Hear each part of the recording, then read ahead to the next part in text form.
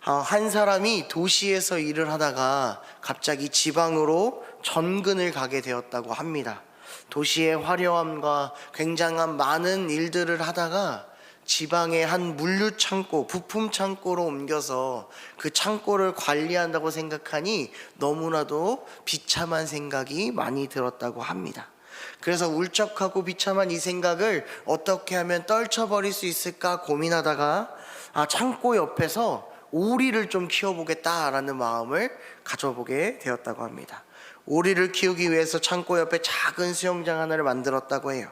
거대한 수영장이 아니라 꼬마들이 물장구 치며 놀 수 있을 만한 널쩍하고 물통 같은 그런 수영장을 만들었다고 합니다. 그리고 나서 퇴근하면서 오리 농장에 들려서 청동오리 한 마리를 사서 그 물에다가 놓아주며 집에 돌아갔다고 합니다.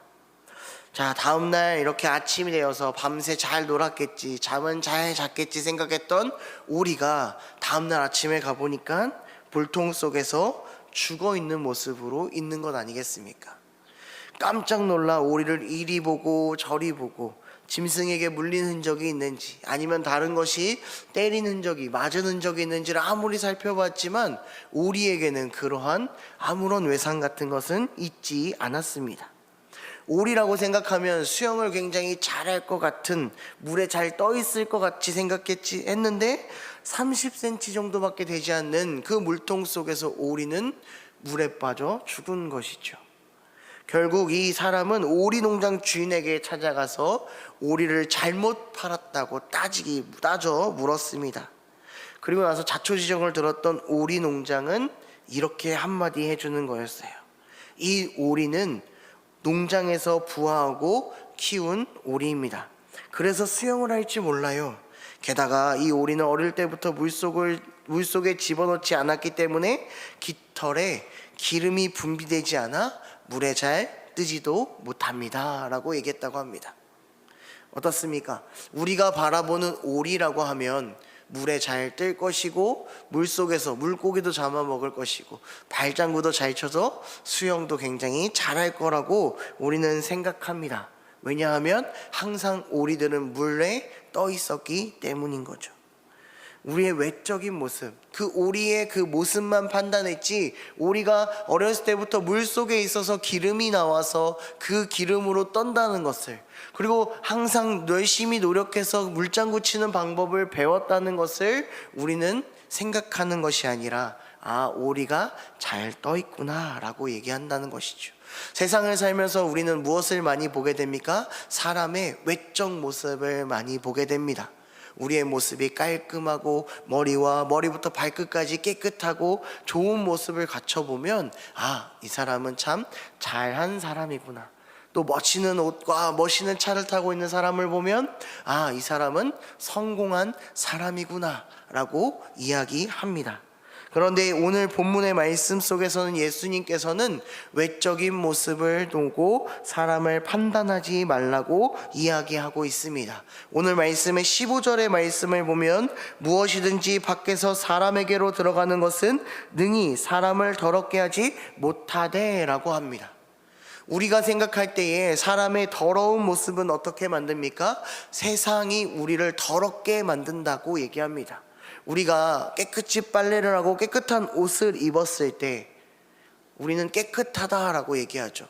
그래서 세상을 살면서, 하루를 살면서 그 깨끗한 옷이 생활을 하면서 뭔가 더러운 곳에 가면서 먼지도 붙고 뭔가 묻었을 때 이 옷을 더럽다라고 얘기합니다. 그런데 예수님께서 사람을 얘기할 때는 어떻게 얘기하시냐? 외적인 것이 나를 더럽게 하는 것이 아니라 내 마음이 우리를 더럽게 한다라고 이야기하고 있다라는 것입니다. 16절 말씀에도 이렇게 얘기하죠. 사람 안에서 나오는 것이 사람을 더럽게 하는 것이니라 라고요.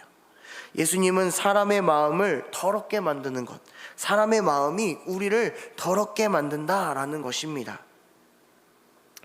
외적인 것이 더러운 것이 아니라, 세상이 우리를 더럽게 만드는 것이 아니라, 세상이 우리를 죄인으로 만드는 것이 아니라 우리의 내면에 있는 그 마음에 있는 그 죄가 우리를 죄인으로 만든다라는 것입니다. 내 내 마음속에 있는 죄가 우리를 더럽게 만든다는 거예요. 내 마음이 깨끗한가를 우리는 늘 바라보셔야 합니다. 내 마음속에 있는 죄가 꼬물꼬물 올라와서 나를 죄의 길로 인도하고 있는지, 아니면 내가 그 죄를 다스리고 그 죄를 벗어나서 하나님과 함께 동행하며 내 마음이 정결하게 사는지를 우리는 생각해 보셔야 한다는 거죠. 그러면서 예수님께서 말씀하는 것이 무엇입니까? 세상 속에서 먹는 것은 더러운 것이 아니라 깨끗하다라고 얘기하고 있습니다. 하나님께서 이 세상을 창조하시면서, 창세기의 말씀을 통해서 이 세상을 창조하시면서 하신 말씀이 있습니다. 그것이 무엇입니까? 그것은 세상을 보며 아름답다라고 하신 것입니다. 이 땅을 만들면서 빛을 만들고 또 하늘의 궁창과 땅의 궁창을 나누고 이 땅의 모든 것을 만들면서 이 땅을 보시면서 아름답다라고 하나님은 만드셨습니다. 그리고 자기의 형상대로 만든 사람을 보시면서는 심히 보기 좋았더라, 아름다웠더라 라고 말씀해 주셨습니다. 세상이 더럽지 않았습니다. 세상이 아름다웠습니다. 그 아름다움 속에 살고 있던 그 사람들은 창세기 2장 25절 말씀 속에 아담과 그의 아내 두 사람이 벌거벗었으나 부끄러워하지 아니하니라 라고 얘기했습니다. 부끄러운 마음이 전혀 들지 않았다라는 거예요. 어디 속에 있을 때? 아름다운 세상 속에 있을 때, 보기 좋았던 세상 속에 있을 때, 이 세상 속에서 그 아름다움이 우리를 부끄럽게 하지 않았습니다. 그런데 이들이 죄를 짓자, 하나님의 말씀에 불순종하자, 이들은 이렇게 얘기합니다. 그들의 눈이 밝아져 자기들이 벗은 줄을 알고라고요. 기존까지 부끄럽지 않았던 내 마음이, 이전까지 부끄럽지 않았던 우리의 모든 것들이 이제 마음속에 죄악이 생각하니, 죄악이 들어오니 부끄러워진다는 것입니다. 특별히 하나님이 아담을 부르셨을 때 아담이 어떻게 했냐면, 내가 벗은 것이 두려워하여 숨었나이다 라고 얘기합니다. 그 전에 하나님이 아담아 부르면 아담은 이렇게 얘기합니다. 네, 하나님, 저 여기 있습니다. 죄가 들어가 있지 않고 마음속에 죄가 없을 때는 하나님과 동행하는 것, 하나님과 함께하는 것, 하나님이 나를 바라보는 것에 전혀 부끄럽지 않았다는 것. 그런데 우리의 마음속에 뭐가 생긴다면, 죄악이 들어와 그 자리에 내 마음에 죄가 생기니 하나님의 음성과 하나님의 그 바라보심이 두려워지는 것. 그래서 그 하나님을 피하고 숨는 겁니다. 세상이 우리를 부정하게 만드는 것이 아니라 내 마음에 있는 죄악이 우리를 부끄럽게 하여 하나님을 피하는 존재가 된 겁니다. 이 죄라는 단어를 원어로 보면요, 하마르티아라고 얘기합니다. 이 하마르티아라는 뜻은 관역에서 빗나간다라는 뜻인 거죠.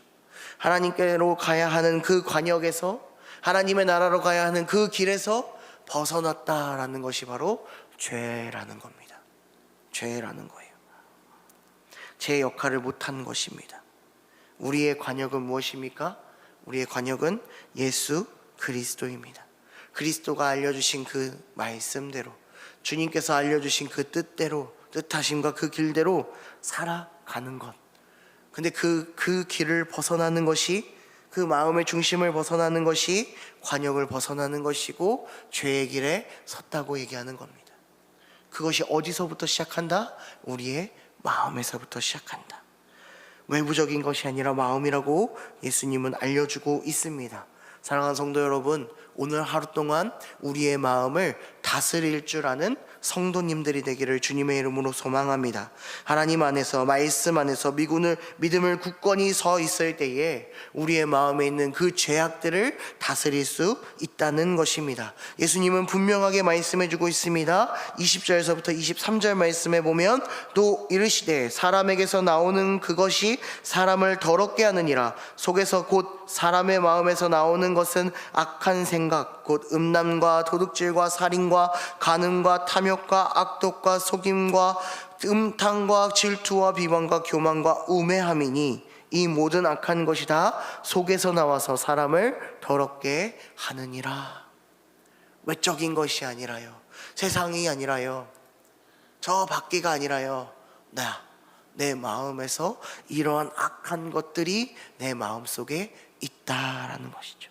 자리 잡고 있다라는 것입니다. 우리가 조금만 방심하면 이 많은 죄악들이 꾸물꾸물 올라와서 우리를 지배하고 하나님의 자녀가 아니라 죄의 자녀 속에, 죄의 노예에 놓여서 또 우리는 사망의 길을 걷게 만든다라는 것입니다. 분명히 하나님은 말씀합니다. 뭐라고요? 이 죄를 다스리라. 이 죄를 드러나지 않게, 더럽히지 않게 정결하라. 그것을 못한 사람이 누구입니까? 창세기 말씀 속에 가인이 등장하지 않습니까? 가인과 아벨이 하나님께 제사를 드렸습니다. 그런데 누구의 제사만 받았습니까? 아벨의 제사만 받았지요. 이 제사의 받았고 안 받았고의 차이는 히브리서의 말씀에 보면 믿음의 차이가, 믿음으로 아벨은 제사를 드렸으니 라고 말씀하지 않습니까? 근데 가인이 그때 제사를 받지 않 하나님께 어떻게 표현합니까? 그가 얼굴이 붉게져 분을 냈다, 화를 냈다. 그런 가인에게 하나님은 창세기 4장 7절 말씀에 내가 선을 행하면 어찌 낯을 들지 못하겠느냐, 선을 행하지 아니하면 죄가 문에 엎드려 있느니라. 죄가 너를 원하나 너는 죄를 다스릴지니라 라고 얘기합니다. 죄를 다스려라. 죄가 어디에 있기 때문에? 내 마음에 있기 때문에. 그가 화가 나면 어디서 나온 겁니까? 내 마음에서 나왔기 때문에. 그의 죄악이 다 어디에 있다고요? 내 마음에 있다고요. 우리의 죄악이 어디 있다고요? 다 내 마음에 있다고요. 그 죄를 다스리면 아무 문제 없습니다. 근데 죄를 다스리지 못하면 가인은 어떻게 되었습니까? 그의 동생 아벨을 돌로 쳐 죽이는 끔찍한 인류 첫 살인이 일어나고 만 것입니다. 그 이유가 딱 하나인 거예요. 죄를 다스리지 못한 것.